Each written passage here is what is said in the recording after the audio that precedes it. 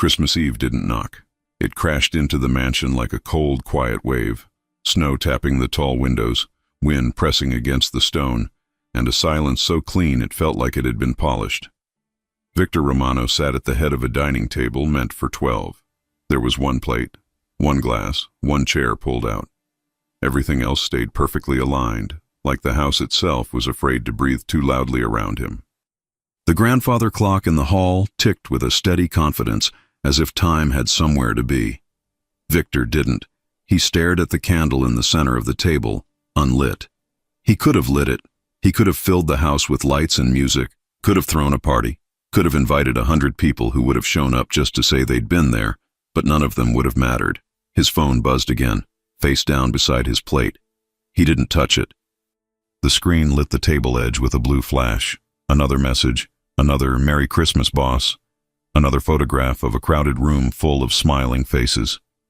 Victor didn't need reminders that the rest of the city knew how to be warm. He took a slow breath and rolled his shoulders back, like posture could keep loneliness from sitting on him. Across the table, a place setting for no one stared back at him. A laugh almost escaped his throat, small, sharp, without joy. This was ridiculous. He owned half of Chicago's shadows. He controlled deals that moved like tides. People lowered their voices when he walked into a room, even if he was smiling, even if he was polite, even if he didn't raise his hand, didn't raise his voice, didn't need to. And yet here he was, alone, in a house too big for a single heartbeat.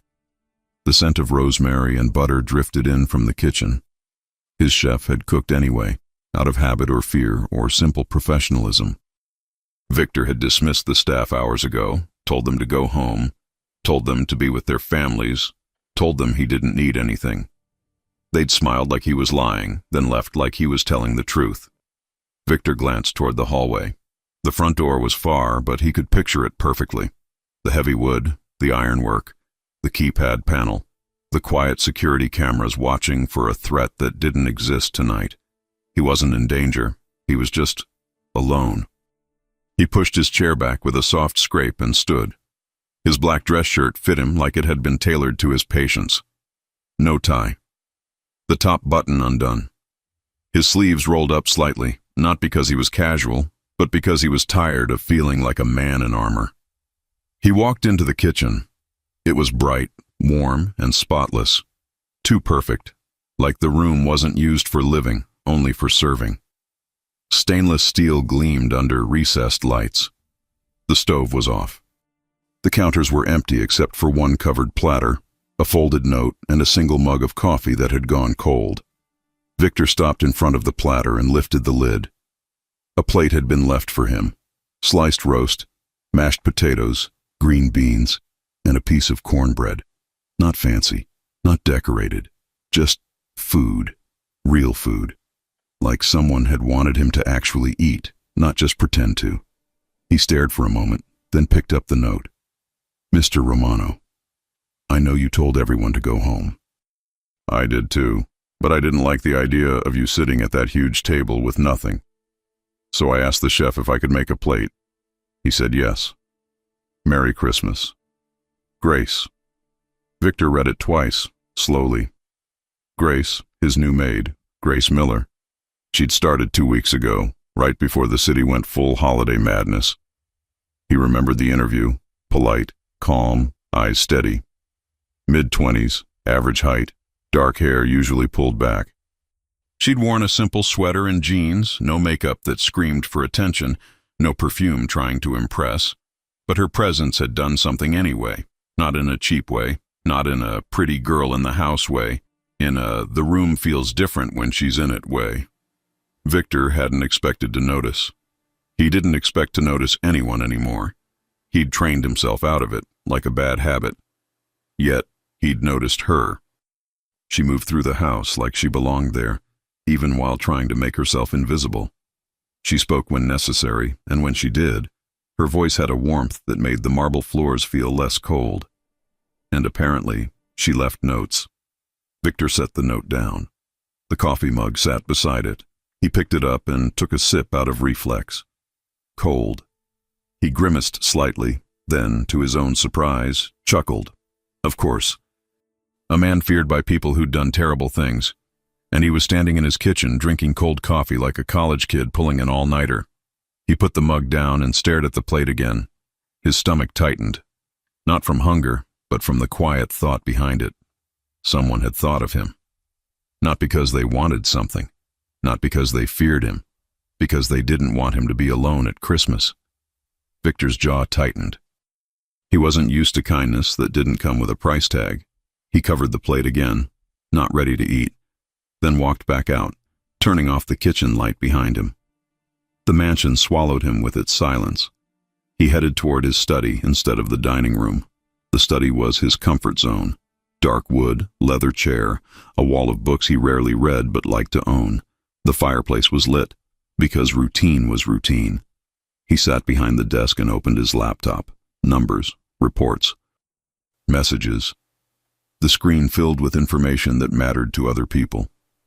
Victor stared at it for a full minute. Then he closed the laptop. He leaned back, one hand resting on the arm of the chair, the other at his jaw. He listened to the crackle of the fire. He listened to the clock.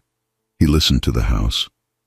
And somewhere in that quiet, he realized he could still smell rosemary. Grace's plate was sitting in the kitchen like a soft accusation. He rubbed the bridge of his nose. His mind tried to do what it always did, control the situation. He could call someone. He could schedule a meeting. He could fly somewhere. He could buy something. He could fix the feeling with movement and power. But none of that would change the fact that, tonight, he didn't want a crowd. He wanted warmth. And that was dangerous, because warmth came from people, and people always left. His phone buzzed again. Victor didn't even glance at it. Instead, he stood and walked down the hallway toward the staff wing. It wasn't something he normally did, not because it was forbidden, his house, his rules, but because he didn't like crossing lines. Staff were staff. He was him. He stopped near the laundry room where soft light spilled under a partially open door. A voice drifted out. Grace. She was humming, not a song he recognized. Just a simple melody, like she didn't even notice she was doing it. Victor hesitated. Then he knocked once. The humming stopped instantly. A second later, the door opened. Grace stood there in a soft gray sweater and dark leggings, her hair down for once, falling in loose waves over her shoulders. She looked surprised to see him, then quickly composed herself. Mr. Romano, she said, stepping back. I'm sorry. I thought everyone was gone. I was just finishing up a few things. Victor's eyes flicked to the small stack of folded towels behind her. Her cheeks were slightly flushed, either from warmth or from being caught in a quiet moment. She wasn't wearing jewelry, no lipstick, just natural, and for some reason that made her feel more real. It's fine, Victor said. His voice sounded rougher than he intended. He cleared his throat. You left a plate. Grace blinked. Then her expression shifted into something cautious, like she was bracing for reprimand. Yes, she said carefully. I hope that wasn't inappropriate. It wasn't. He cut in, quick. Too quick. Grace paused. Her eyes searched his face like she was trying to figure out which version of him was standing in front of her tonight.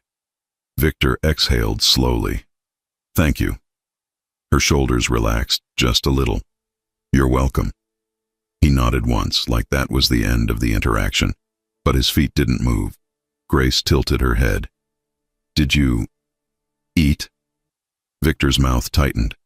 He hated that question, not because it was rude, but because it was human. The kind of question someone asked when they cared. No, he admitted. Grace stared at him for a beat, then her brows lifted. Why not? Victor gave her a look that normally shut people down. Grace didn't flinch.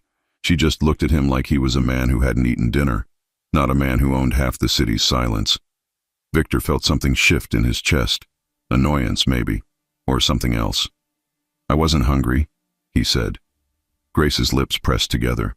You're lying. Victor's eyes narrowed. Excuse me?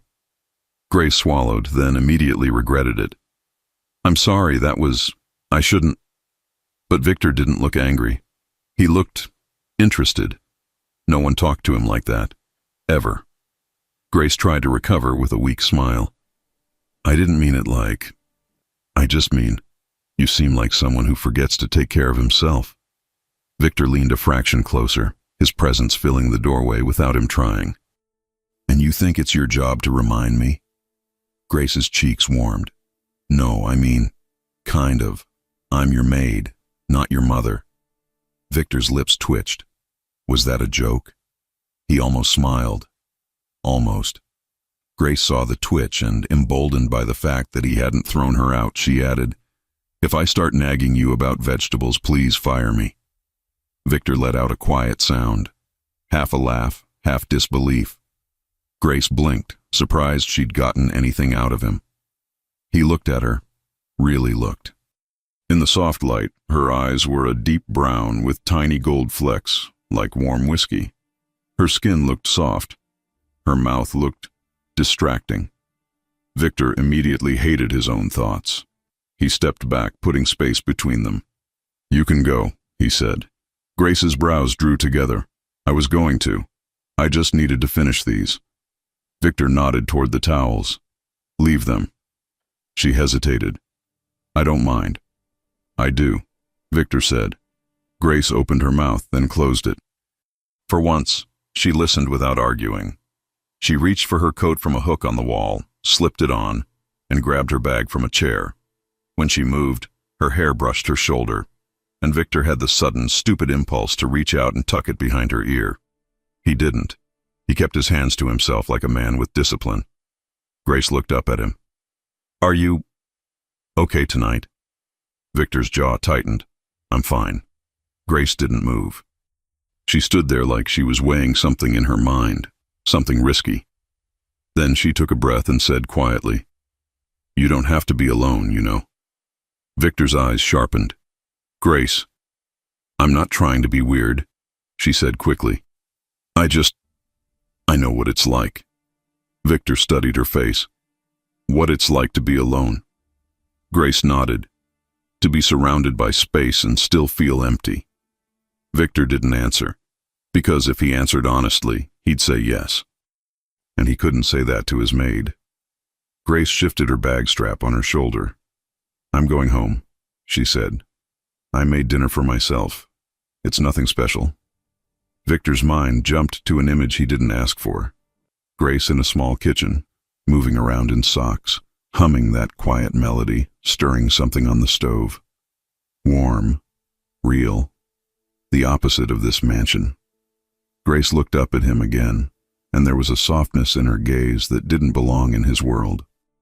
"If you want," she said, voice gentle but firm, "you can come have dinner at my home." Victor froze. Not because the offer was shocking, because the way she said it wasn't flirtation. It wasn't pity. It wasn't strategy. It was simple. It was kind. It was an open door. Victor's throat tightened. He didn't speak for a second, and in that silence Grace seemed to realize what she'd done. Her eyes widened slightly. "I'm sorry," she said, rushing. "That was probably inappropriate." "I didn't mean, I just thought..." Victor held up a hand, stopping her. Grace went quiet. Victor stared at her as if she'd placed a match in his palm. A small flame, something he could either blow out or let grow. He had rules, he had lines, he had control, and yet the idea of walking back to that empty table made his stomach turn. Grace waited, nervous, her fingers tightening around her bag strap. Victor's voice came out low. "You live alone?" Grace blinked, surprised by the question. "Yes." "In the city?" "Not far," she said. "A few blocks from here. I take the bus." Victor frowned. "At night?" Grace lifted her chin. "I can handle myself." Victor stared at her, then muttered, almost to himself, "Of course you can." Grace's eyes narrowed. Was that sarcasm? Victor's gaze lifted slowly to meet hers. No. Her breath caught. Just for a second. Victor noticed. He hated that he noticed.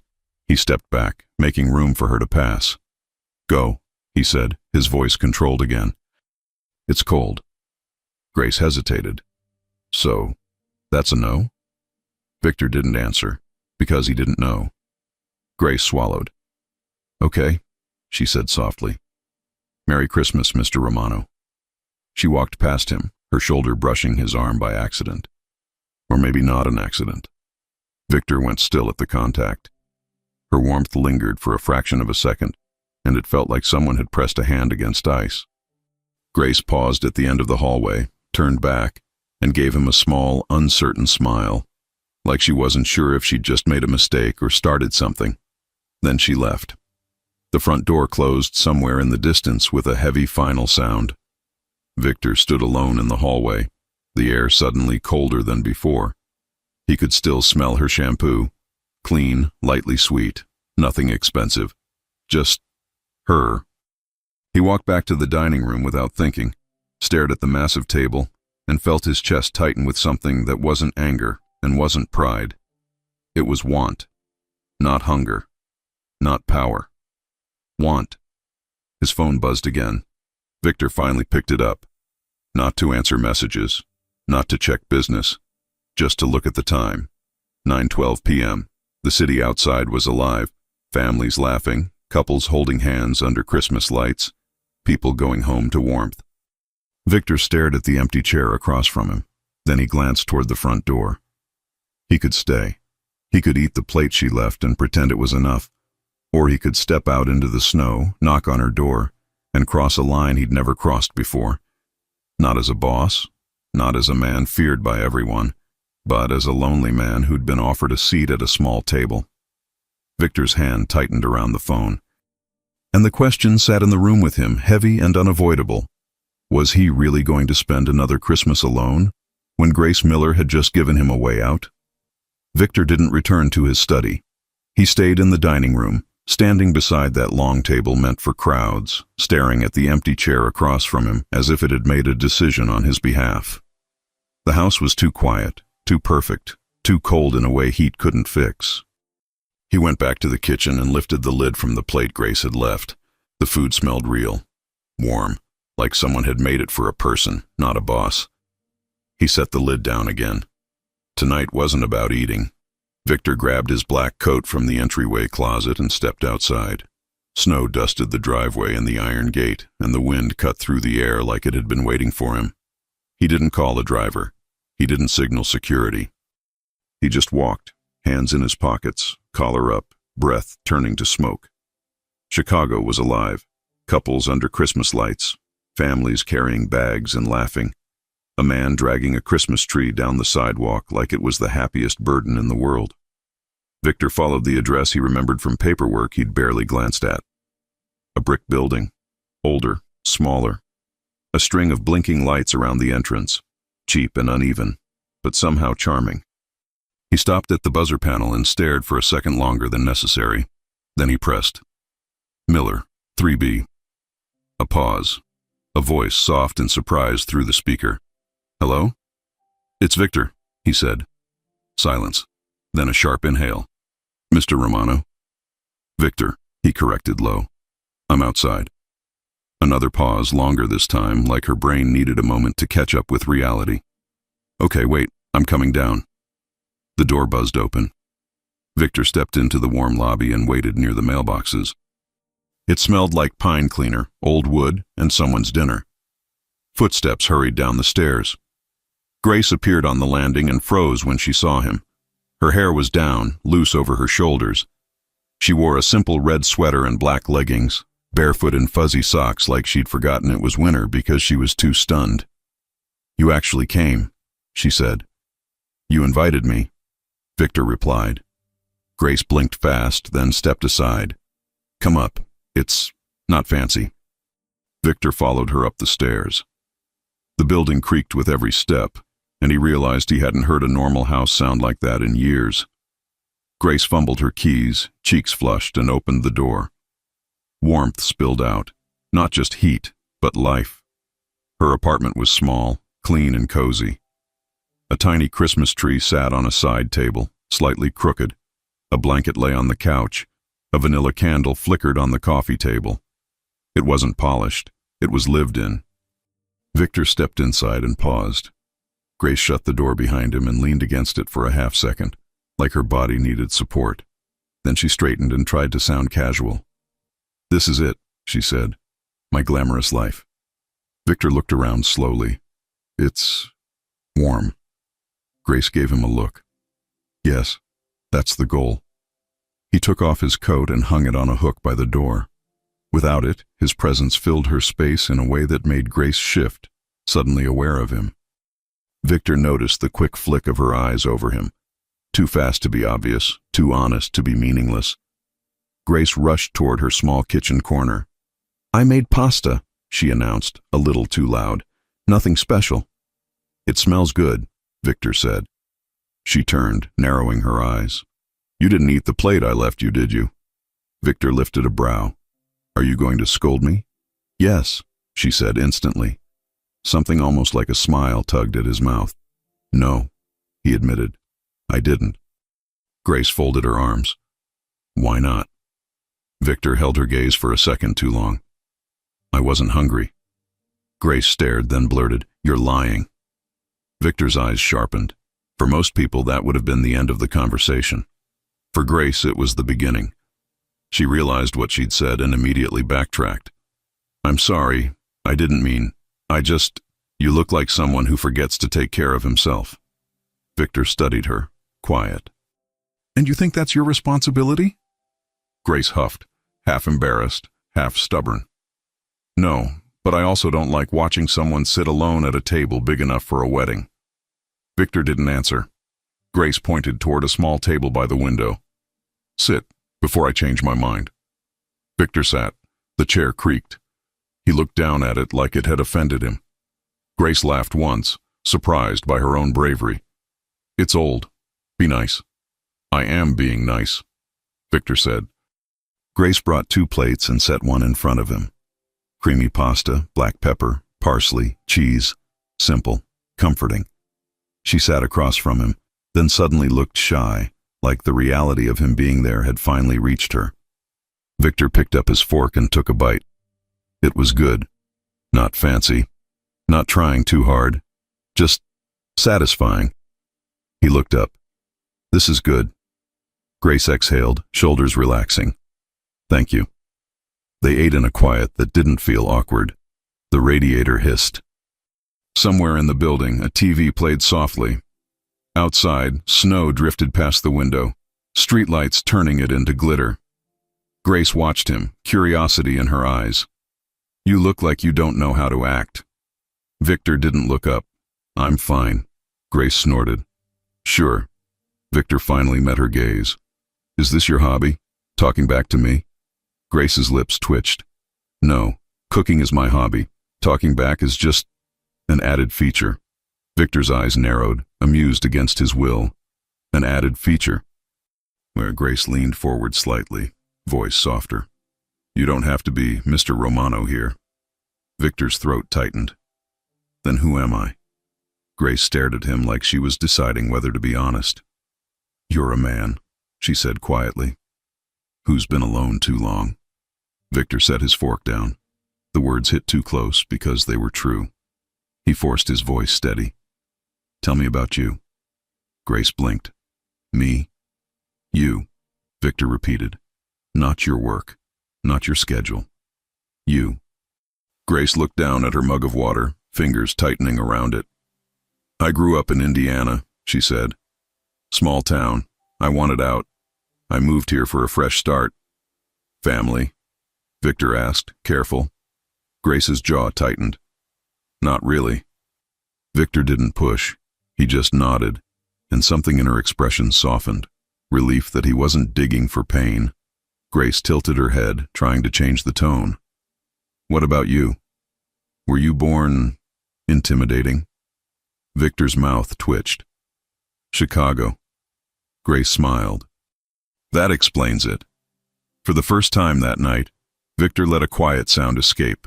Half laugh, half disbelief. Grace froze, eyes widening like she'd seen a rare animal. "Oh my God, that was a laugh." "Don't make it weird," Victor said. Grace grinned. "Too late. It's going on my resume." Victor shook his head, and the simple motion felt unfamiliar. Normal.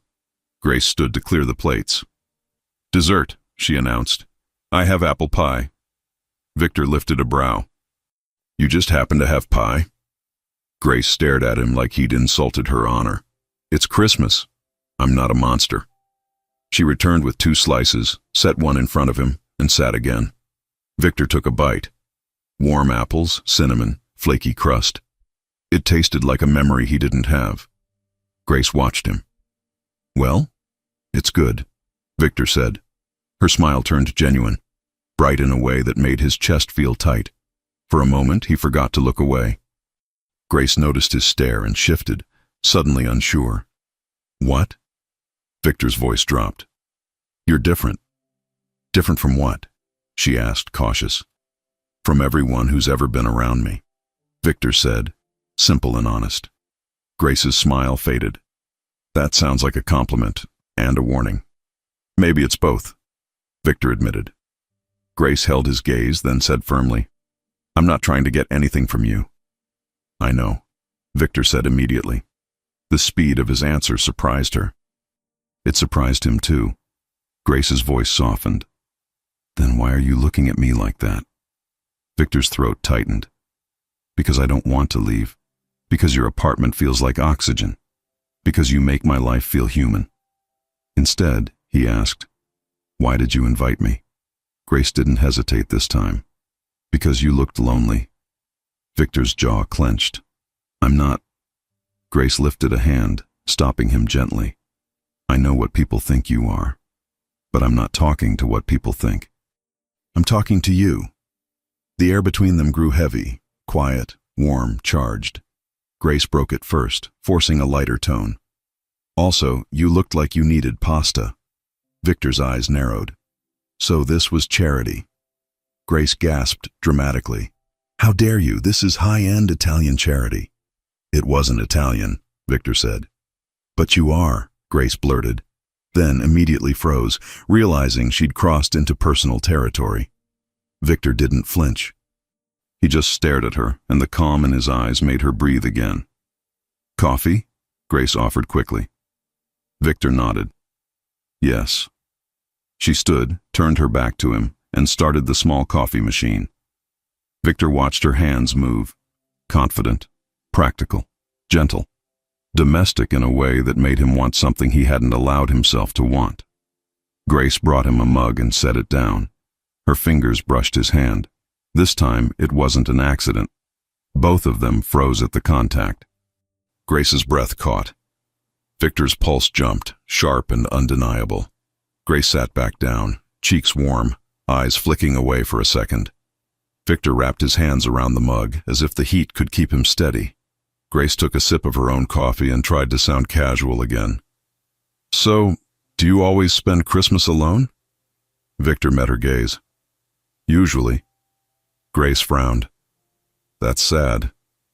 "It's quiet," Victor replied. Grace shook her head slowly. "Quiet isn't the same as okay." Victor stared at her, and for a second, the control he'd built his life on felt thin. Grace's voice dropped. "I've been alone too," she admitted. "It doesn't make you strong. It just makes you tired." Victor's jaw tightened. Then, against instinct, he said the truth. "So have I." Grace looked at him like she hadn't expected him to be real. The silence that followed wasn't empty. It was full. Grace stood, suddenly needing motion. "I should clean up." Victor rose too.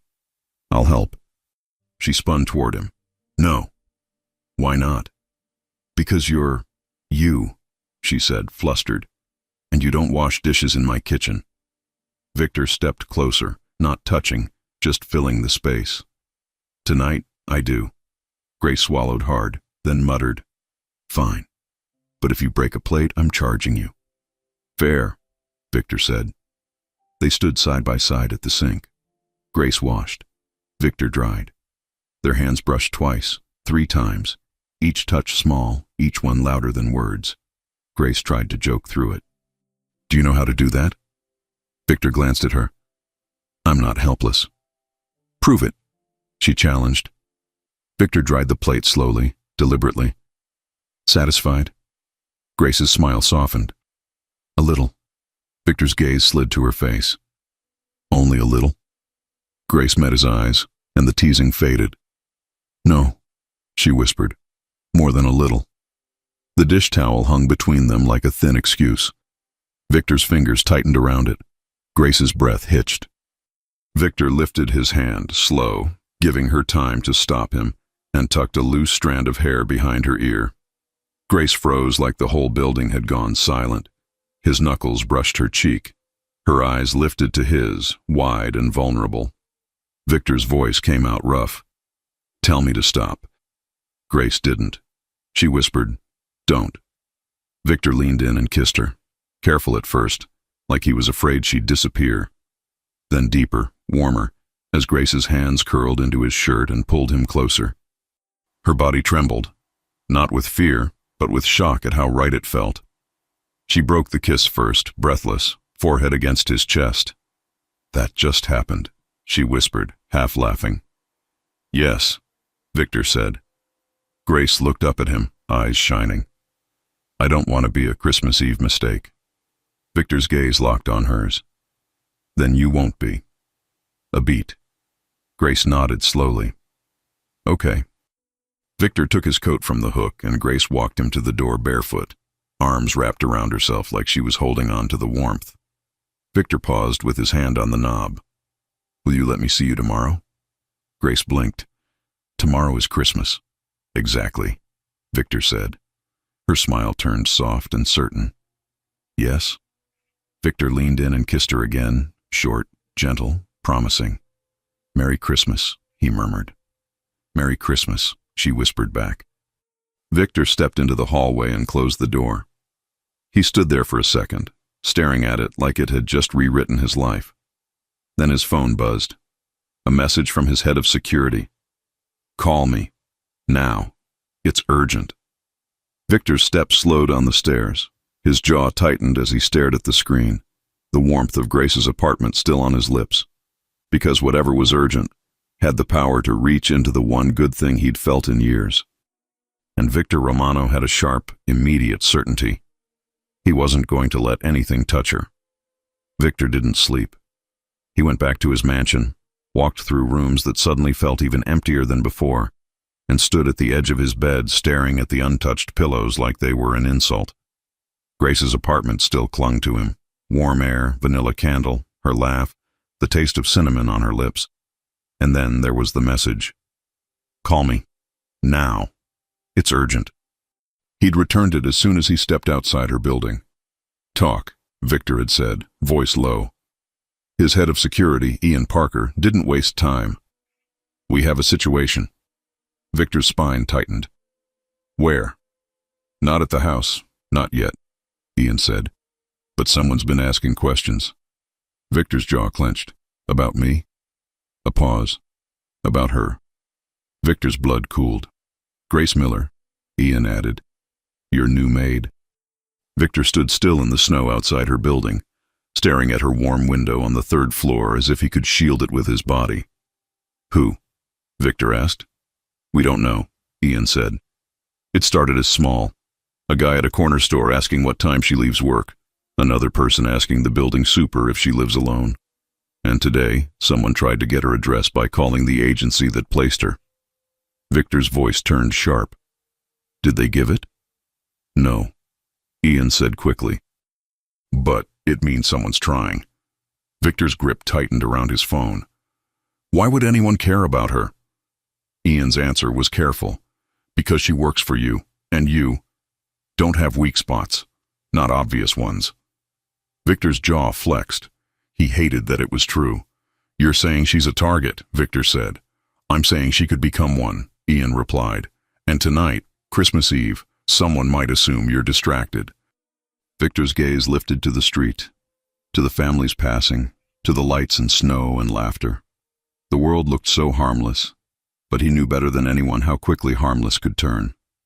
What do you recommend? Victor asked. Ian hesitated. More eyes on her, quietly, no uniforms, no scaring her. Victor's voice went cold. Do it. Ian lowered his tone. Victor, what's going on? You never. Do it, Victor repeated, and the call ended. Now, in his bedroom, Victor stared at the darkness beyond the window. Snow fell softly. The city slept. He didn't. Because for the first time in years he had something to lose. He had someone. Victor's phone lit up again. Messages, holiday greetings, business updates. He ignored all of it and opened his contacts. Grace. He'd saved her number earlier, after she'd texted the address when he asked for it, in case he got lost. The fact that she'd given it so easily had warmed him then. Now it made his chest ache. He stared at the screen, thumb hovering. He could call her. But what would he say? Hi, Merry Christmas. Also, someone might be watching you. No, not tonight. Not like that. Not after the softness she'd offered him. He wouldn't drop fear into her apartment like a bomb. He set the phone down, then picked it up again. Because he couldn't not. He typed one sentence. Did you get home okay? He waited. The typing bubble didn't appear. Minutes passed. His jaw tightened. Then his phone buzzed. Yes, I'm okay. Are you? Victor stared at her words, heart beating harder than it should. He typed back. I'm fine. See you tomorrow. Another pause. Then, tomorrow. Don't be late. Victor exhaled a quiet laugh he didn't want anyone to hear.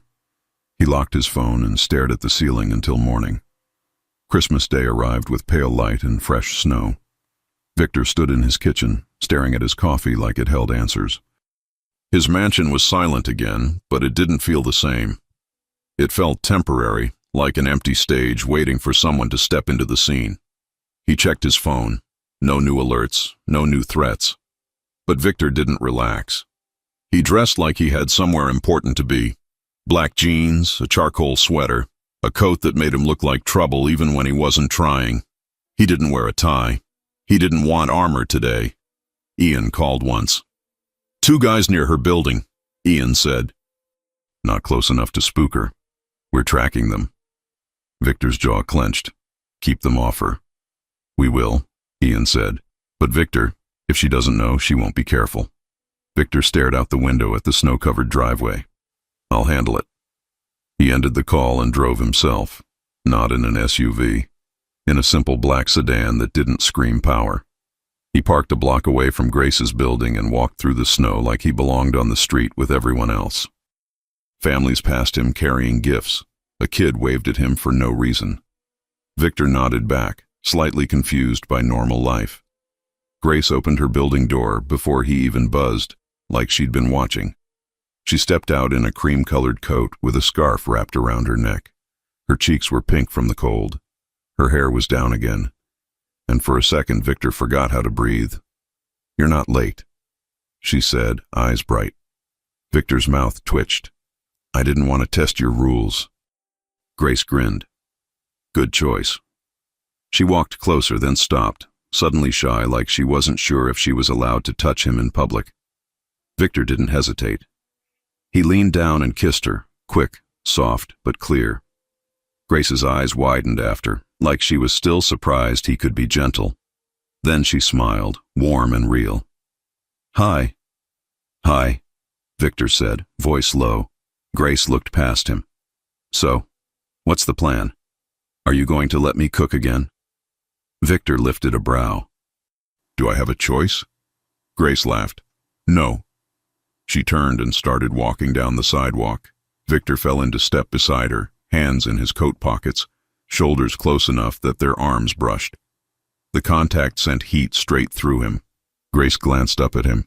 You didn't sleep, did you? Victor's eyes narrowed. How do you know that? You look like you fought a war with your pillow and lost, Grace said, dead serious. Victor exhaled, almost amused. I slept. Grace hummed skeptically. Sure. Victor looked at her. I was thinking. Grace's expression softened. About what? Victor's mind flashed to Ian's warning. The Watchers. The danger he refused to bring into her day. He chose the safest truth. About last night, he said. Grace's breath caught and her gaze dropped to the snow under her boots. Me too. They walked in silence for a few seconds, the city around them loud with holiday life, their little bubble quiet and warm. Grace finally spoke, voice careful. So, what happens now? Victor glanced at her. What do you want to happen? Grace's lips parted. Then she closed them, thinking. I don't want to pretend nothing happened, but I also don't want to be a secret. Victor stopped walking. Grace stopped too, startled. What? Victor looked at her with calm intensity. You won't be a secret. Grace searched his face. That's a big promise. Victor's gaze didn't move. I don't make small promises.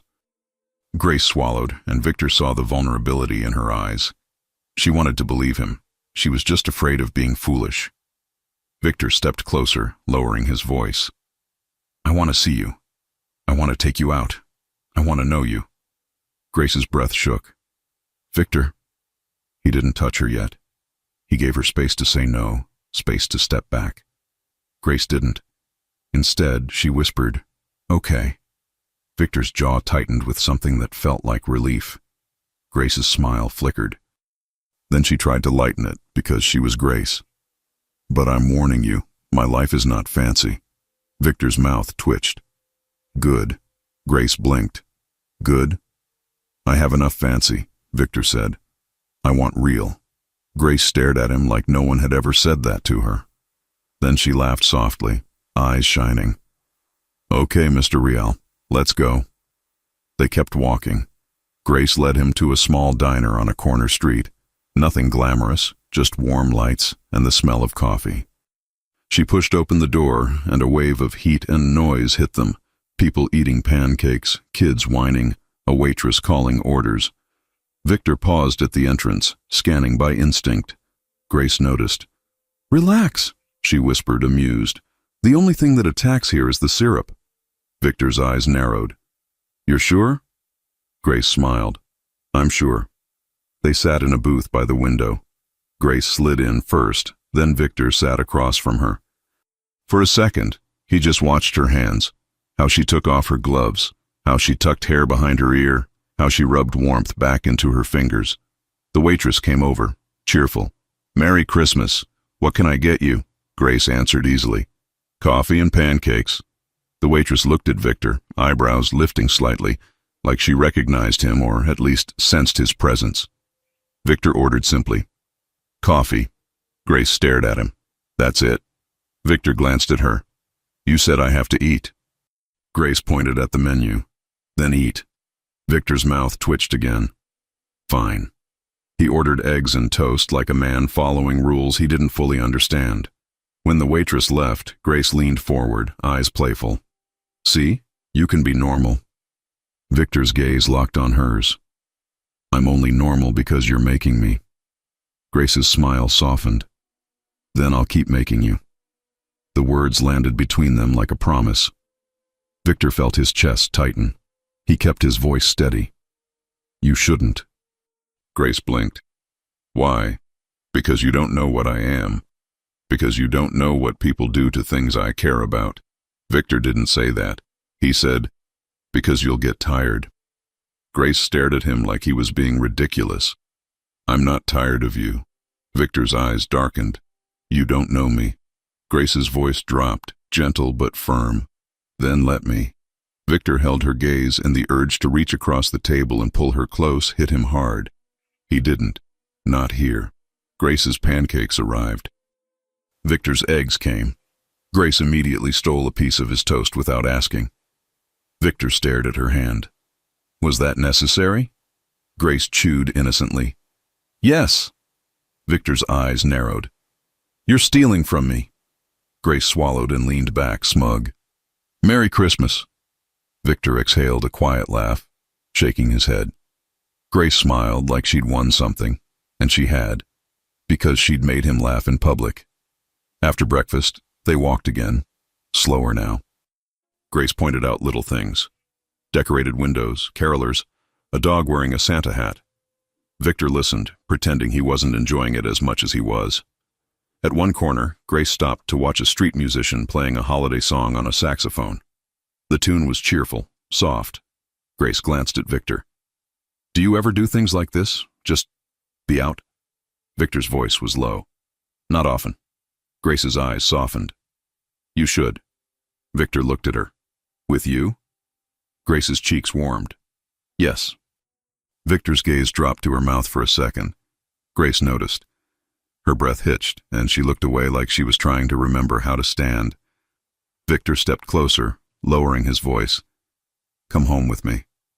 Grace's eyes snapped to his. Your mansion? Victor nodded, watching her carefully. Not as my maid. Grace's throat moved as she swallowed. Then as what? Victor's voice was rough, honest. As the woman I kissed last night and can't stop thinking about. Grace's cheeks turned pinker than the cold could explain. She looked down, then back up, trying to be brave. Okay, she whispered. Victor's chest tightened, relief and desire mixing together. They started walking toward his car. And then Victor saw it. Across the street near the corner store, two men. Not dressed like tourists, not dressed like families. Their eyes were too alert, their bodies too still. One of them glanced at Grace, then quickly looked away like he'd been caught. Victor's entire body hardened in an instant. Grace noticed the change. What? She asked softly, confused. Victor forced his face to stay calm, forced his voice steady. Nothing, he said. But his eyes stayed on the men, and his mind made one thing painfully clear. This wasn't going to stay simple for long, because someone had already noticed that Grace Miller mattered to Victor Romano, and Victor was going to have to decide soon how to protect her without pushing her away. Victor didn't react like a man on the street. He reacted like a man who could read danger from a single glance. His shoulders stayed relaxed, his face stayed calm, but everything inside him tightened into focus. The two men across the street weren't laughing, weren't shopping, weren't hurrying home with gifts. They were standing still in a way that didn't match Christmas. Grace noticed the shift in him and lowered her voice. What is it? Nothing, Victor said, too smooth. Grace's brows pulled together. That's not a nothing face. Victor took a slow breath and forced his tone to stay gentle. It's just instinct. I don't like strangers staring. Grace glanced over his shoulder, searching. Who's staring? Victor stepped slightly closer, blocking her view without making it obvious. Come on, he said, nodding toward the car. It's cold. Grace hesitated, still trying to see. Victor reached for her glove and guided her hand into his. The gesture looked casual, almost sweet, but to him it was also control, placement, protection. Grace's eyes flicked down to their hands, and her tension softened for a second. Okay, she whispered. They crossed the street. Victor didn't look back again, but he felt eyes tracking them. He opened the passenger door for Grace and waited until she was inside. He shut it gently, then walked around to the driver's seat, posture calm, mind sharp. He drove away like it was nothing. But his hands gripped the steering wheel a little tighter than usual. Grace watched him from the passenger seat. The heater hummed, warming the car fast. She tucked her scarf closer and studied his profile like she was trying to solve him. You're quiet, she said. Victor kept his eyes on the road. I'm thinking. Grace's voice softened. About what? Victor didn't want to lie to her. He also didn't want to throw fear into her day. He chose a smaller truth. About you coming to my house. Grace blinked. That's what you're thinking about? Victor glanced at her for half a second, then back to the road. Yes. Grace's cheeks warmed. You sound like it's a big deal. It is, Victor said simply. Grace looked out the window at the snow-covered streets, then back at him. Because I'm your maid. Victor's jaw flexed. Because you're Grace. Her name sounded different in his mouth. Lower. Heavier. Like it meant more than it should. Grace didn't speak for a moment. Then she asked quietly, Are we doing something wrong? Victor slowed at a stoplight. His gaze met hers briefly. Do you feel wrong? Grace swallowed. No. Victor's voice dropped. Neither do I. The light changed. He drove on. Grace stared at him as if she wasn't used to a man saying things that clearly. No games, no vague promises. just direct. When they reached his property, the iron gate opened smoothly, cameras turning with a soft mechanical movement. Grace's eyes widened as the driveway stretched toward the mansion. "I've never been here during the day," she admitted, almost whispering.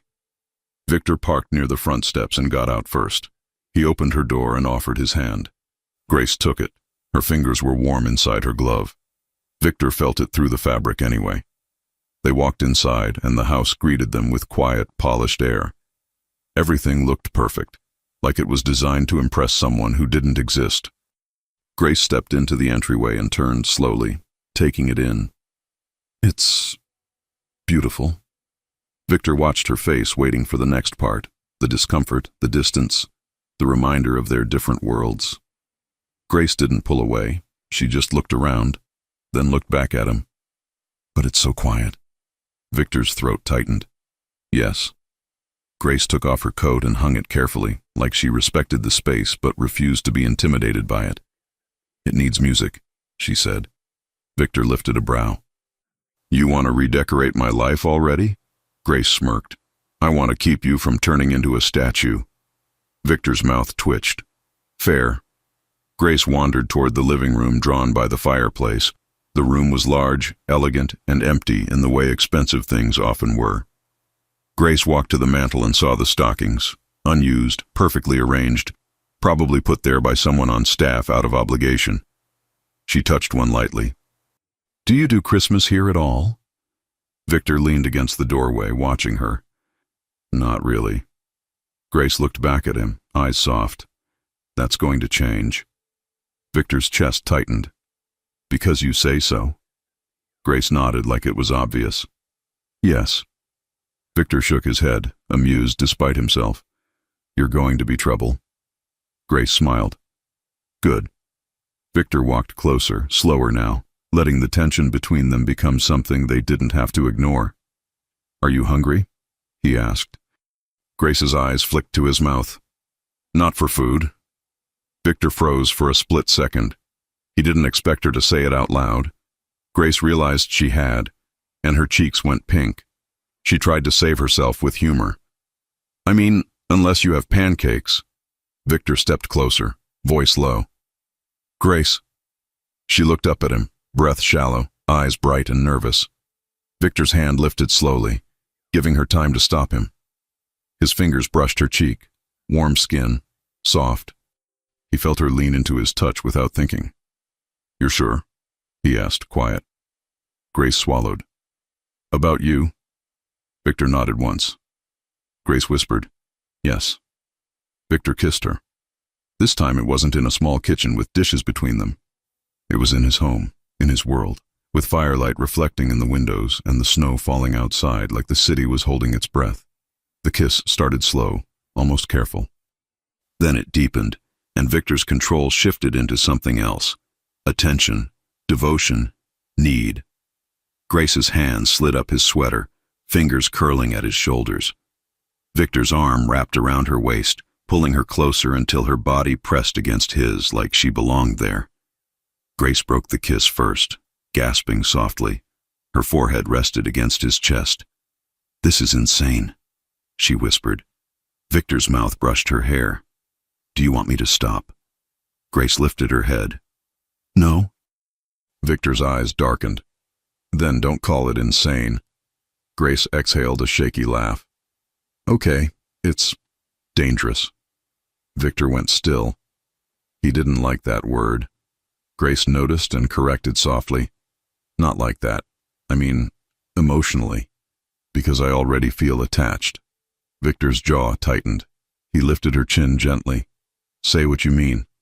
Grace's eyes searched his. "I mean, I don't want to be a temporary feeling for you." Victor stared at her like he couldn't believe she'd even doubt it. "I don't do temporary," he said, voice firm. Grace's breath caught. "That sounds like a promise." Victor nodded. "It is." Grace blinked, and her eyes turned glossy for a second like she was fighting emotion. She looked away, embarrassed by it. Victor stepped closer, forcing her to look at him again. "Hey."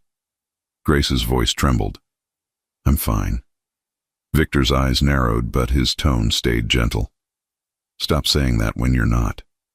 Grace let out a small laugh. Caught. You sound like me. Victor's mouth twitched. I learned from the best. Grace stared at him, then smiled softly. Okay, she whispered. I'm not fine. I'm scared. Victor's body tightened. Of me? Grace shook her head quickly. No, of how good this feels. Victor's eyes softened in a way that made her breathe again. He took her hand and led her toward the couch by the fire. They sat, close, knees touching. Grace's fingers played with the edge of his sleeve like she didn't know what to do with her hands. Victor watched her for a moment, then said quietly, Tell me what you want. Grace's voice came out small. I want you to look at me like you did last night. Like I'm the only thing in the room. Victor's gaze locked on hers. You are. Grace's breath caught. Victor. He leaned in and kissed her again, slow, unhurried, making her melt into him. Grace's hand slid to the back of his neck. Victor's fingers moved along her waist, then up her back, holding her like he had no interest in letting go. When they finally pulled apart, Grace was breathless, cheeks flushed, eyes dazed. She stared at him and whispered, half teasing, half serious, You don't act lonely when you kiss. Victor's voice was rough. That's because you're here. Grace's throat moved as she swallowed. Then don't let me be the only reason you're alive. Victor stared at her, surprised by the depth of her words. Grace touched his cheek, gentle. You matter even when you're alone. You just forgot. Victor's chest tightened so hard it almost hurt. He didn't have a smooth response, so he did the only honest thing. He kissed her again, softer this time, like gratitude. Grace smiled into it. They stayed by the fire for a while, talking in low voices, laughing quietly, touching hands, touching faces, like they were trying to memorize each other without admitting they were doing it. Grace eventually glanced around the huge room and frowned. This place needs a kitchen smell, she declared. Victor lifted a brow. A kitchen smell. Grace stood, suddenly energized. Yes, like cookies, or something warm. You know, normal. Victor watched her, amused. Are you about to take over my kitchen? Grace pointed at him. Yes, and you're going to help. Victor stood slowly. You're very demanding for someone who works for me. Grace walked toward the kitchen with confident steps. I don't work for you right now, she called over her shoulder. Right now I'm saving you from becoming a Christmas ghost. Victor followed, the corner of his mouth lifting. A ghost. Grace opened cabinets like she owned them. Do you have flour? Victor stopped near the doorway. Grace, this is not a bakery. Grace shot him a look. Do you have flour? Victor stared. Probably. Grace sighed dramatically and started opening drawers. Of course. A man with 10 fireplaces and no flour. Victor crossed his arms. I have flour. I just don't know where it is. Grace looked at him like he'd admitted something tragic. Okay. New mission. We find flour. Victor watched her rummage. This is what you do for fun? Grace grinned. No, for fun I steal your toast. Victor's mouth twitched. I remember. Grace finally found a bag and held it up like a trophy. Ha! Victor shook his head. Congratulations. Grace turned on the oven. We're making cookies. Victor glanced at the clock. It's Christmas afternoon. Grace nodded like it proved her point. Exactly. Victor moved closer behind her as she read a simple recipe from her phone. His chest brushed her back slightly when he leaned over to look, and Grace went still. Victor's voice dropped near her ear. You're tense. Grace swallowed. You're too close. Victor's hand slid to her waist, fingers warm through her sweater. Do you want me to move? Grace's breath hitched. No. Victor smiled against her hair. Good.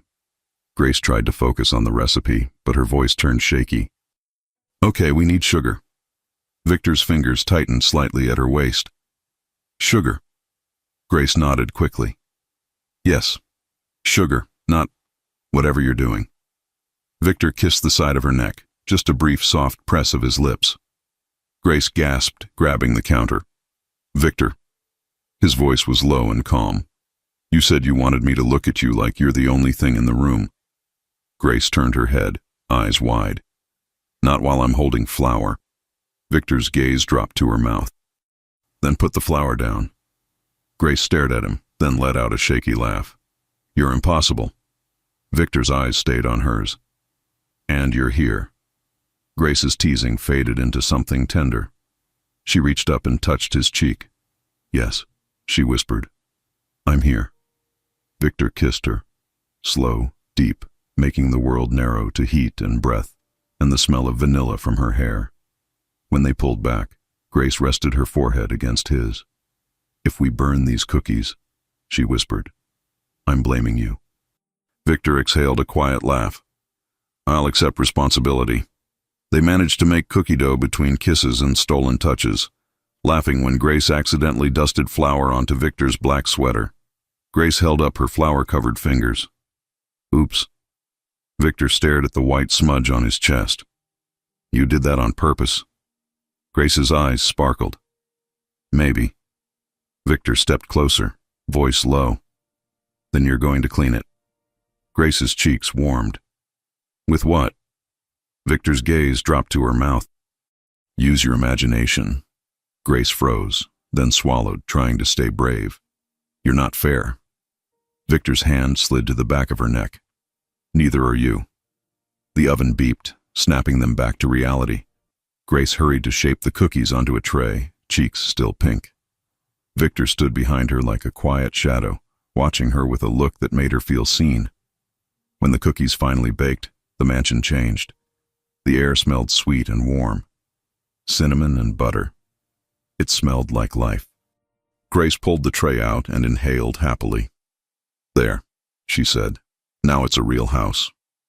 Victor looked at her, then at the tray, then back at her again. It is, he said quietly, because you're in it. Grace turned, softness in her eyes. Victor. He stepped closer and brushed a thumb over her cheek. Stay for dinner. Grace blinked. Here? Victor nodded. With me. Grace's smile grew. Okay. Victor's chest loosened, and for a second he let himself believe it could be that simple. Then his phone buzzed in his pocket. He ignored it. It buzzed again. Grace noticed the vibration, her smile fading slightly. Is that work? Victor forced his face calm. It's nothing. Grace stared at him, not convinced. Victor. He didn't want to lie again.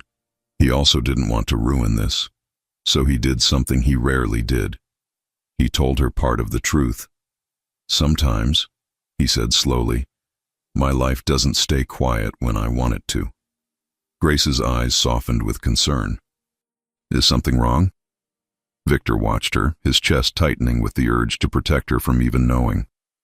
His phone buzzed a third time. Victor finally pulled it out and glanced at the screen. A text from Ian Parker. They followed you. We lost one. The other is still in the area. Victor's blood cooled. Grace saw the change in his eyes instantly.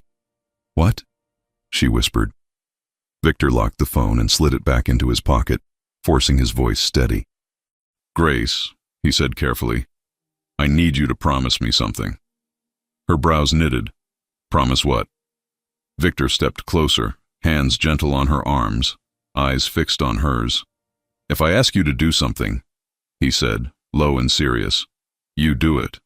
No arguing, not because I'm your boss, because I need to know you're safe. Grace's lips parted, confusion mixing with worry. Safe from what? Victor didn't answer yet, because the moment he did, everything would change. And the worst part was, he could already feel it coming. The peace, the warmth, the cookies, the kisses, all of it balanced on a thin line. And someone out there had just started pulling. Grace stared at Victor like she was trying to decide whether he was joking. His hands were gentle on her arms, but his eyes weren't playful anymore. They were sharp, focused, protective in a way that made her stomach flip, half warmth, half worry. Victor, she said softly, what are you talking about? He kept his voice low. Just promise me. Grace's brows pulled together. I don't like promises when I don't understand what I'm promising. Victor held her gaze, fighting the urge to tell her everything, and the stronger urge to tell her nothing. He chose the safest truth he could offer without breaking her peace. People watch me, he said. Not the way you're thinking. Not like I'm in danger every second. But sometimes my name brings attention. And when someone wants leverage, they look for the nearest door. Grace's throat moved as she swallowed. And you think that door is me? Victor's jaw tightened. He didn't deny it. I think you're close to me, he said. That's enough for the wrong person to get curious. Grace stared at him, breath shallow. Are you saying those men outside the diner? Victor cut in quickly, soft but firm. Don't think about them too much. I have people who handle things quietly. I just need you to listen if I ask. Grace's eyes narrowed slightly. You have people. Victor exhaled once, like he hated admitting it. Yes? Grace looked down, then back up. So what do you want me to do?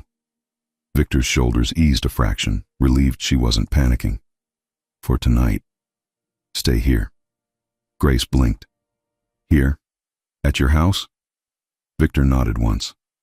You don't have to, but I want you close while we make sure it's nothing. Grace's cheeks warmed, but her eyes stayed serious.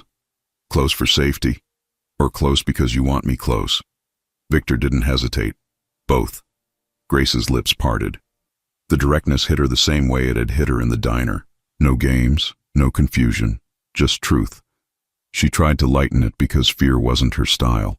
Okay. But if I stay here and you start acting like I'm a fragile little thing, I'm leaving. Victor's mouth twitched. Noted. Grace pointed at him. Also, I'm not sleeping in a creepy mansion room where everything is white and silent. Victor raised a brow. Creepy. Grace nodded firmly. Yes, if your guest room looks like a fancy hospital, I'm out. A quiet laugh escaped him. Short, surprised. Grace froze, pleased. There it is again. Victor shook his head, as if he couldn't believe he was letting her win. Come on. He guided her down the hall, not dragging her, just leading. Grace followed, still scanning the house like she expected it to swallow her whole. The guest suite was warm, dark wood, soft lighting, a thick comforter, a small sitting area, and, most importantly to Grace, a bookshelf with actual novels, not just decoration. Grace walked in and turned slowly.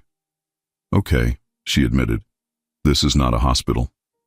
Victor leaned against the doorway, watching her face relax. Good. Grace glanced at him. Are you staying up all night at the door like a guard dog? Victor's eyes narrowed. I don't. Grace held up a hand. Victor, if you say I'm fine, I'm charging you. He stared at her, then exhaled through his nose. I'm not fine. Grace's expression softened. There. See? That wasn't painful. Victor stepped closer, lowering his voice. Grace, if this feels like too much, tell me. I won't be offended. Grace looked up at him. The firelight from the hallway touched the edge of his face, turning him less like a legend and more like a man who hadn't slept. I'm scared, she admitted, but I'm also not running. Victor's chest tightened. Why? Grace shrugged, but her eyes were honest. Because you're not asking me to be brave for you. You're asking me to be careful. That feels different. Victor stared at her like those words landed somewhere deep. He reached out slowly, fingers brushing her cheek. I don't want anything to touch you. Grace's breath hitched. Then keep me close. Victor went still. Grace realized what she'd said, and her cheeks warmed, but she didn't take it back. Victor leaned in and kissed her, soft at first, then deeper, like he'd been holding himself back all day and couldn't anymore. Grace's hands slid up his sweater, pulling him in, and for a moment the house disappeared. There was only warmth, breath, and the steady beat of something new between them. When they pulled apart, Grace whispered, half teasing, So, safety plan includes kissing? Victor's voice was rough. It helps. Grace smiled, then glanced around. Okay, if I'm staying, I need pajamas. Victor blinked. Pajamas. Grace nodded like it was obvious. Yes, unless you want me to sleep in my jeans like a hostage. Victor's mouth twitched. I can have someone bring your things. Grace's eyes narrowed. Someone, like a person. Victor hesitated. Yes. Grace folded her arms. Are they going to be weird? Victor's tone turned dry. They're afraid of me. They don't have time to be weird. Grace sighed dramatically. Great. So I'll meet your mysterious people while wearing cookie flour in my hair. Victor's eyes softened. You look good with it. Grace froze. Stop saying things like that. Victor stepped closer. Why? Because, she whispered, it makes me forget how to breathe. Victor's gaze dropped to her mouth. Then I'll slow down. He kissed her again, gentle, unhurried, making her melt against him until the tension in her shoulders finally eased. A soft knock sounded at the hallway door. Victor didn't move, but his eyes sharpened. Grace noticed immediately. Another knock. Careful. Victor turned his head slightly. Ian. Ian Parker's voice came through the door. 2 minutes. Grace blinked. That's him? Victor nodded once, then looked back at her. Stay here. Grace lifted a brow. No arguing, remember? Victor's mouth twitched. Exactly. He stepped out and closed the door quietly behind him. Grace stood still in the guest suite, heart pounding, listening. She could hear low voices through the thick door. Victor's calm tone, Ian's controlled urgency. She couldn't make out most of it, but one phrase slipped through like a thread. Still in the area. Grace's stomach tightened. She paced once, then forced herself to stop. She wasn't going to spiral. Victor had asked for trust, not panic. A few minutes later, the door opened again. Victor walked in alone. Grace searched his face. What's happening? Victor didn't sugarcoat, but he kept it gentle. Someone followed us earlier. My security is handling it. It might be nothing. It might be someone trying to figure out my routines. Grace's voice turned small. And now I'm part of your routine. Victor crossed the room, stopping close enough that she could feel his warmth. You're not a routine, he said. You're you. Grace swallowed. Victor. He brushed his thumb over her cheek. Listen to me. This doesn't have to be your problem. If you want distance, I'll give it. If you want to quit, I'll make sure you land somewhere safe and comfortable. No questions, no pressure. Grace stared at him, stunned by how carefully he offered her an exit. You'd let me go? She asked. Victor's jaw tightened like it hurt. Yes. Grace's eyes softened. That's the first time a powerful man has ever offered me freedom without making me pay for it. Victor went still. Has someone made you pay before? Grace hesitated. This was one of those moments where the air changed, where a small truth could become a big one. Grace took a breath.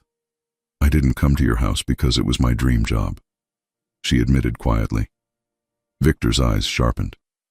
Then why did you come? Grace looked down at her hands, then back up. Because I needed a clean restart. I needed quiet, and I thought working somewhere strict would keep my life simple. Victor's voice stayed steady. What happened, Grace? She swallowed hard. My ex. He wasn't violent. Not like that. But he didn't know how to let go. He kept showing up, calling, promising he'd change. And when I said no, he tried to make my life difficult. Victor's body tightened, a controlled kind of anger. Did he hurt you? Grace shook her head quickly. No. He was just exhausting. He knew how to make everything heavy. Victor exhaled slowly, eyes dark. Does he know where you are? Grace's voice dropped. He didn't. I changed my number. I moved. I picked a job that didn't connect to my old life. Victor stared at her, then said low and clear, he won't come near you. Grace's eyes widened. Victor, don't. He cut her off gently. I'm not saying I'm going to do something crazy. I'm saying I won't allow anyone to scare you again. Grace's breath shook. She didn't realize how much she needed to hear that until it was said. She whispered, Okay. Victor stepped closer, his hand settling at her waist like he belonged there. Stay, he murmured. Grace nodded. I'm staying. Victor kissed her, slow, grounding, making her feel safe inside her own skin. When he pulled back, her eyes were glossy. Grace tried to joke, voice shaky. If your security guy is outside right now, he's going to need therapy. Victor's mouth twitched. Ian has seen worse. Grace stared. Worse than you being romantic? Victor deadpanned. Much worse. Grace laughed, the sound easing the room again. Victor's gaze softened. I'm going to have someone bring your bag from your apartment, and I'm going to stay in the room across the hall. Grace blinked. Across the hall? Victor nodded. So you can sleep without feeling watched. Grace tilted her head. And so you can sleep without pretending you don't want to be near me. Victor's eyes narrowed. You're too observant. Grace smiled. I told you, I'm charging for lies. Victor leaned down, kissing her once more. Good night, Grace. Grace's voice came out soft. Good night, Victor. He stepped out, leaving the door slightly ajar. Just enough to tell her she wasn't alone, not enough to steal her space. Grace changed into the borrowed soft t-shirt Victor had brought from a drawer. Plain, clean, warm. It smelled like him, faintly, and it made her cheeks heat for reasons she didn't want to analyze. She slid into bed, listening to the mansion settle. For the first time in a long time, she felt safe. Then her phone buzzed. She hadn't gotten notifications all day because it was on silent. She reached over, expecting a random holiday message. Unknown number. Her stomach tightened as she opened it. Merry Christmas, Grace. I heard you found yourself a new place. Her breath stopped. Her fingers went cold around the phone, because only one person wrote like that. And she hadn't told Victor the part she'd been trying hardest to forget. Her ex didn't need an address to find her. He only needed a reason. And now, she had Victor Romano. Grace sat up so fast the blanket slid to her waist. The room was warm, soft, quiet. Until it wasn't. Her phone screen glowed in the dark, and those words burned like a warning. Merry Christmas, Grace. I heard you found yourself a new place. Her throat went dry. Her fingers trembled around the phone as if it had suddenly become heavy. She stared at the message again, hoping she'd misread it. She hadn't. A second message arrived before she could even breathe. Don't pretend you can disappear from me. Grace's stomach twisted. She swallowed hard, forcing herself to stay quiet. The mansion was silent. Victor was across the hall. His security was outside somewhere. She was safe. And still, fear crawled up her spine like it remembered her too well.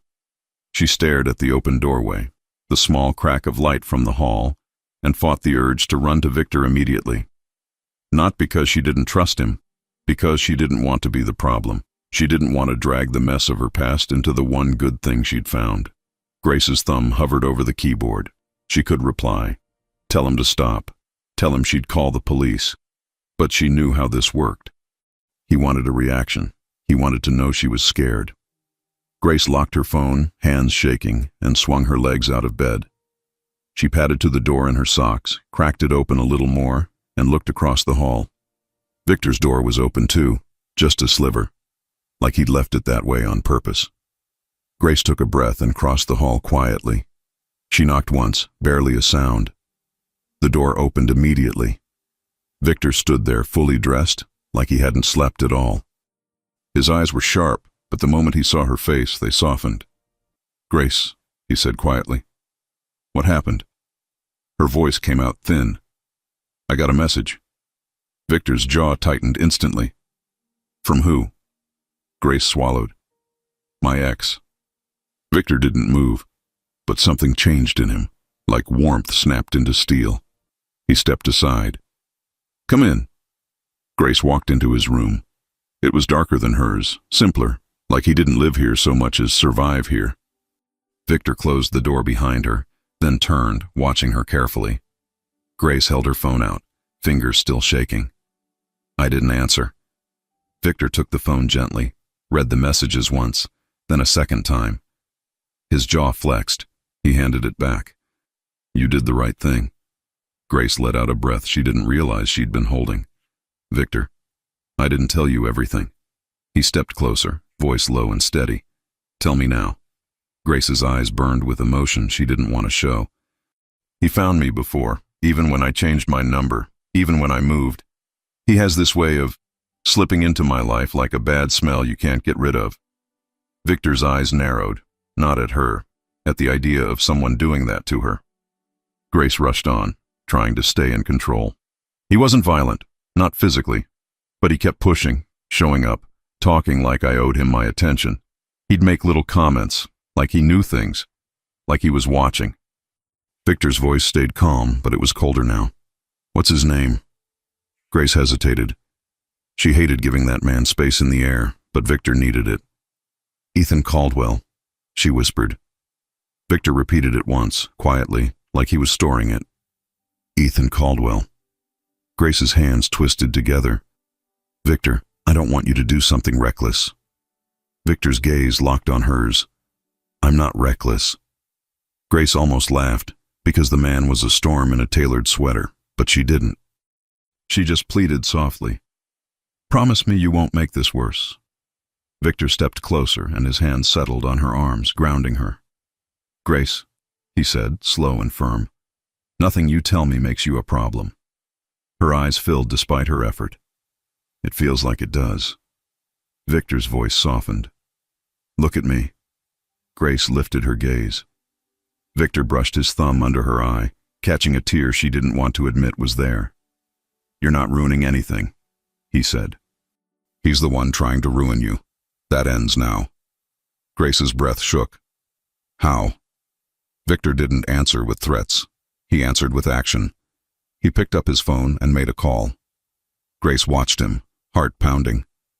Ian, Victor said quietly, I need you inside. Now. He listened, then added, bring whatever you have on Ethan Caldwell, and I want a patrol near Grace's building immediately, discreet, and I want her number flagged for any unknown contact attempts. Grace blinked. You can do that. Victor ended the call and looked at her. I can do more. Grace's throat tightened. I don't want you to scare him and make him angry. Victor's eyes softened again, and his tone turned gentle. Grace, he is already doing what he wants. Your fear won't control him, but my boundaries will. Grace stared at him, the steadiness in his voice sinking into her bones like warmth. Victor took a slow breath. Did he ever put his hands on you? Grace shook her head quickly. No.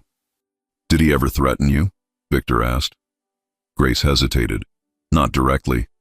He'd say things like, I know where you work, or I know where you like to go. He made it sound casual, but it never felt casual. Victor's jaw tightened. That's a threat. Grace swallowed. I guess. Victor stepped closer until she could feel his body heat. He didn't touch her immediately, as if he wanted permission. Grace whispered, I hate that you're seeing this side of my life. Victor's voice was low, certain. I want to see all of you. Grace blinked. Even the ugly parts? Victor's eyes held hers, especially those. Her breath caught. That was the kind of love she'd never had, love that didn't flinch. Grace's shoulders sagged, exhaustion taking over now that she wasn't holding everything alone. I just wanted a clean start, she whispered. Victor's hand finally moved, sliding behind her neck, pulling her gently closer until her forehead rested against his chest. You have it, Victor murmured, his chin brushing her hair. And you'll keep it. Grace's voice trembled. What if he shows up here? Victor's arms tightened around her. He won't. Grace pulled back slightly, looking up at him. How can you be so sure? Victor's gaze went sharp, but his voice stayed calm. Because this house is watched. Because I'm not alone in my world. And because if he tries to reach you through me, he'll learn quickly that you're not a door he can use. Grace's lips parted, emotion rising again. Victor. He kissed her forehead. Breathe. Grace tried. Her chest rose and fell, shaking at first, then steadier. A knock came at the door. Victor didn't let go of Grace as he called out, Come in. Ian Parker entered, eyes moving quickly across the room. Mid-30s, clean-cut, calm. He glanced at Grace with quiet respect, not curiosity. "Mr. Romano," Ian said. Then to Grace, gentle, "Ma'am." Grace blinked at the ma'am, startled. Victor kept his hand at the small of her back. "Talk." Ian held up a tablet. "Ethan Caldwell, age 32. No major criminal record. A few complaints filed, harassment, unwanted contact. Nothing stuck because the victims didn't follow through." Grace looked away, embarrassed and angry at herself. Victor's voice turned firm. "Not victims. Women he targeted." Ian nodded. "Yes, he works in sales, moves around a lot. The number that texted her is a burner, but we can track the pattern." Grace's voice came out small. "So, he's done this to other women." Ian's expression stayed neutral, but his eyes were honest. "Yes." Grace's stomach turned. "Great." Victor's tone was steady. "What's the plan?" Ian looked at Victor. "We can involve legal channels, restraining order, documentation. We can also quietly make it clear he's being watched." Grace's eyes widened. "If he thinks he's being watched, he'll get worse." Victor turned to her immediately. "We do it smart," he said gently. "Not loud, not dramatic." Grace swallowed. "I don't want him near me." Victor's voice lowered. "Then he won't be." Ian added, "We'll place a discreet unit near your building, Grace, and we'll set up a new phone number for you. Unlisted, secured. Only a few people will have it." Grace looked at Victor. "You?" Victor nodded. "Me." Grace's cheeks warmed for a second, even in the middle of fear, because the idea of him being the one person allowed into her private world felt intimate in a strange, grounding way. Ian continued, "We also recommend you don't go back to your apartment for a few days." Grace's mouth opened. "I have—" Victor cut in, calm. "I'll get whatever you need. You won't go alone." Grace glanced at him, seeing how serious he was. She nodded slowly. "Okay." Ian looked at Victor. "One more thing. The two men from earlier, we identified one. He's connected to a low-level crew that's been trying to get your attention. They're fishing." Victor's eyes narrowed. "They want leverage." Ian nodded. "Yes." Grace stiffened. "Victor, is this because of you?" Victor turned to her instantly. "This is because of them," he said. "Not you." Grace shook her head, panic rising. "But I don't want to be a weakness." Victor stepped closer, lowering his voice until it was only for her. "Grace, you're not a weakness. You're the first good thing I've let myself want in years." Her breath caught. Victor's eyes didn't move. "And I'm not letting anyone touch it." Grace stared at him, overwhelmed by the tenderness and the force in the same sentence. Ian cleared his throat softly, giving them a moment without making it awkward. "I'll coordinate everything," he said. "Mr. Romano." Victor nodded. "Go." Ian left. The room fell quiet again. Grace stood there, hands still twisted together, fear and relief mixing until she didn't know what she was feeling. Victor stepped closer, gently uncurling her fingers with his own. He kissed her knuckles, slow, intimate. Grace blinked at the softness. "You don't have to do that." Victor's voice was low. "I want to." Grace swallowed. "I'm sorry." Victor's gaze lifted sharply. "Don't." Grace whispered, "I brought trouble to your Christmas." Victor stepped closer until their bodies were almost touching. His hands framed her face, forcing her to look at him. "You brought warmth," he said. "You brought life. You brought cookies and laughter and that stubborn mouth that keeps telling me what to do." Grace let out a shaky laugh through her tears. Victor brushed his thumb over her cheek again. "And you brought me a reason to stop living like a ghost." Grace's breath shook. "Victor." He kissed her, slow, steady, not rushing, like the kiss itself was a promise that the fear didn't get to win. When he pulled back, Grace rested her forehead against his. "What happens now?" she whispered. Victor's eyes were calm. "Now you stay here tonight. Tomorrow we get your things. We document everything. And we keep living. Grace searched his face. And us?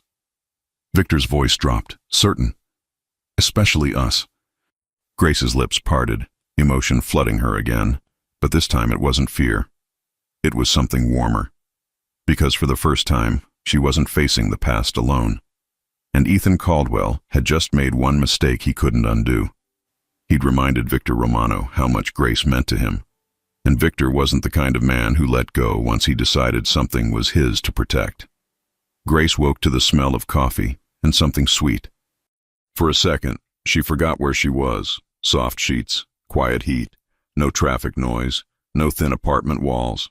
Then she remembered Victor's arms around her last night, his voice steady, the way he'd looked at her like she mattered more than the fear.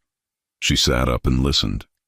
The mansion wasn't silent anymore, not because it was loud, because it felt occupied. Grace pulled on the soft robe that had been folded neatly on a chair and stepped into the hallway. Victor's door was open. She found him in the kitchen, sleeves pushed up, hair slightly messy, holding a mug like he'd been awake for hours. He looked up instantly when he saw her. Relief flashed across his face before he could hide it. "Good morning," he said, voice low. Grace's heart warmed. "You made coffee?" Victor lifted a brow. "Don't sound so shocked." Grace walked closer, eyes narrowing at the counter. "Is that pancakes?" Victor's mouth twitched. "It's an attempt." Grace leaned in, sniffed dramatically, then nodded. "Okay, not bad. You might survive without your staff." Victor stepped closer behind her, warm and steady. "I don't want to." Grace turned, confused. "You don't want to survive?" Victor's eyes locked on hers. "I don't want to do this alone anymore." Her throat tightened. "Victor." He brushed a thumb over her cheek. "Ian handled everything. Your number will change today. We're documenting the messages. And Ethan Caldwell will understand, legally and clearly, that you're not available to him." Grace swallowed. "And if he tries anyway?" Victor's voice was calm. "Then we escalate, but you won't face him alone again. Ever." Grace stared at him, then nodded, the tension in her chest finally loosening. "Okay." They ate at the kitchen island, pancakes slightly uneven, coffee strong, Grace laughing every time Victor tried to pretend he didn't care if she liked it. Halfway through, Grace's phone buzzed. Her stomach tightened, until she remembered. New number in progress. Ian had taken the old phone to copy the messages. This one was Victor's spare device for her until everything switched over. Victor's gaze sharpened anyway. "What is it?" Grace looked at the screen and blinked. A message from Ian. "Restraining order paperwork is ready. Ethan has been served notice through his workplace. He's not coming near her without consequences." Grace exhaled, shoulders dropping like a weight finally slid off. Victor watched her closely. "Talk to me." Grace held up the phone. "It's handled." Victor's jaw flexed. Then he nodded once, like he'd been holding his breath too. Grace's eyes softened. "You really meant it." Victor's voice dropped. "I always mean it." The quiet that followed wasn't tense. It was warm. Grace glanced around the kitchen, his huge counters, the expensive appliances, the clean lines, then smiled. "Your house still needs more life." Victor's brow lifted. "More cookies?" Grace grinned. "More me." Victor stared at her for a beat, then stepped closer, hands sliding to her waist. "Say that again." Grace's cheeks warmed. "More me." Victor kissed her, slow and deep, like he was done holding back from the truth. Grace melted into him, hands on his chest, feeling his heartbeat strong and steady under her palms. When they parted, she whispered, "So, what are we?" Victor didn't hesitate. "Us." Grace laughed softly. "That's not an answer." Victor leaned in, mouth near her ear. "You're my woman." Grace froze, breath catching. "Victor."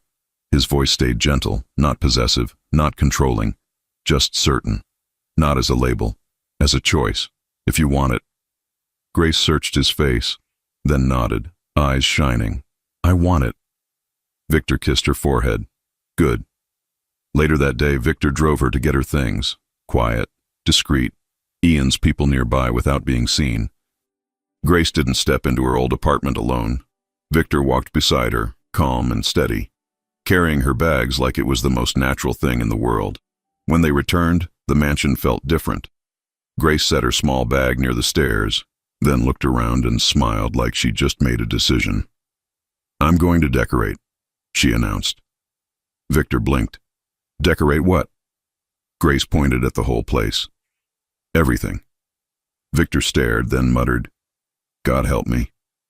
Grace laughed. "He already did. He sent me." Victor grabbed her gently by the waist and pulled her close. "Then don't go anywhere." Grace lifted her chin, teasing, "Make me stay." Victor's eyes darkened. Gladly. That night, the mansion had music, soft, warm. It had laughter. It had Grace curled against Victor on the couch, his arm around her, his fingers absent-mindedly tracing her hand like he was memorizing it. Outside, snow fell again. Inside, Victor Romano wasn't lonely. He looked down at Grace and whispered, "Next Christmas." Grace smiled, sleepy and safe. "Yes?" Victor kissed her temple. "We'll have a real table, not one plate." Grace's eyes softened. "Deal." And for the first time in years, Victor believed the future could be simple, because it wouldn't be empty.